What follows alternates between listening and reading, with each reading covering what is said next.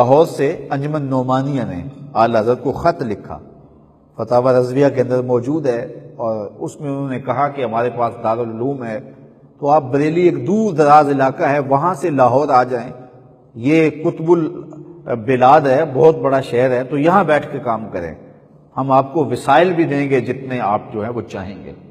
تو اعلیٰ حضرت نے خط کا جواب دیا اور اس میں ان کو طریقے بتائے کہ دین کا کام اس دور میں یوں کرنا چاہیے، اور وہ سارے طریقے جو آج بھی ہمارے لیے ایک لاہ عمل ہے۔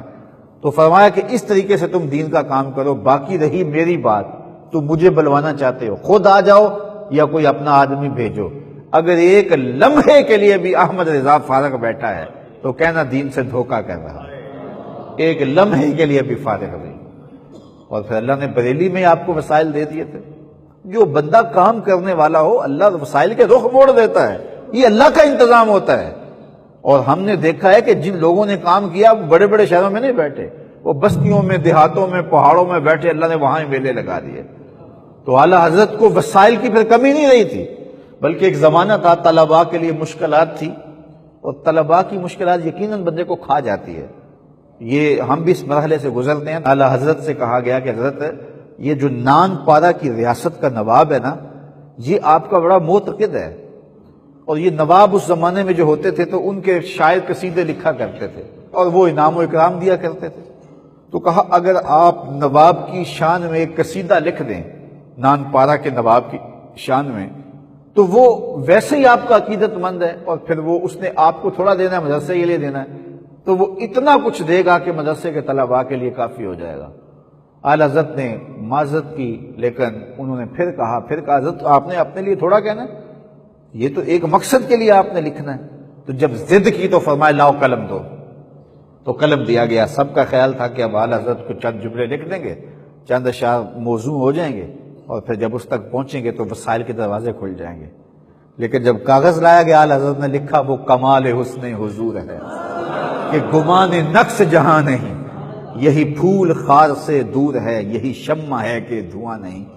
اور آخر میں آپ نے لکھا کروں مدح اہل دول رضا، پڑے اس بلا میں میری بلا، میں گدا ہوں اپنے کریم کا، میرا دین پارا نان ہے۔ نان پارا کی تقلیب لفظی کی، یعنی نان پارا کو اگر الٹے ہیں تو بنتا ہے پارا نان، اس کو کہتے ہیں تقلیب لفظی، لفظ کو قلب کر دینا، بدل دینا۔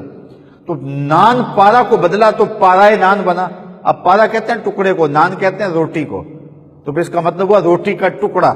تو اعلیٰ حضرت فرماتے ہیں کروں مدح اہل دول رضا، پڑے اس بلا میں میری بلا، میں گدا ہوں اپنے کریم کا، میرا دین پارا نان نہیں۔ احمد رضا روٹی کے ٹکڑوں کے لیے نہیں لکھتا، جب بھی لکھتا ہے امام الانبیاء کی مدح کے لیے لکھتا ہے۔ یہ امام احمد ہے۔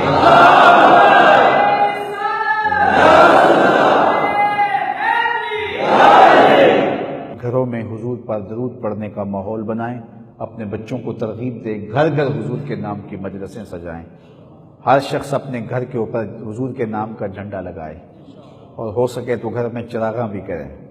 حضرت تمیم داری رضی اللہ تعالی عنہ نے جب مسجد نبوی میں چراغاں کیا تو انہوں نے شام سے وہ دیے منگوائے تھے، اور ان کے اندر تیل ڈال ڈول کے ساری رسیاں لٹکا کر کے باندھ کے رکھ دیا کہ جو ہی اندھیرا ہو تو آگ دیں۔ تو جو ہی اندھیرا ہوا نا شام کا تو انہوں نے سب چراغوں میں آگ جلائی۔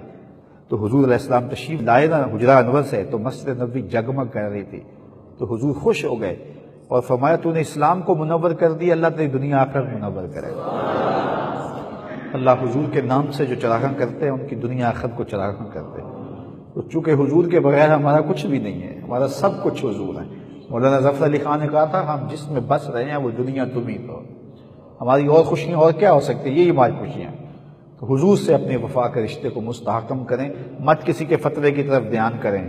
قیامت کے دن کسی مولوی نے نہیں بخشوانا، حضور کی شفاعت کام آنی۔ کی محمد سے وفا تو میں تو ہم تیرے ہیں، یہ جہاں چیز ہے کیا لوح و قلم تیرے۔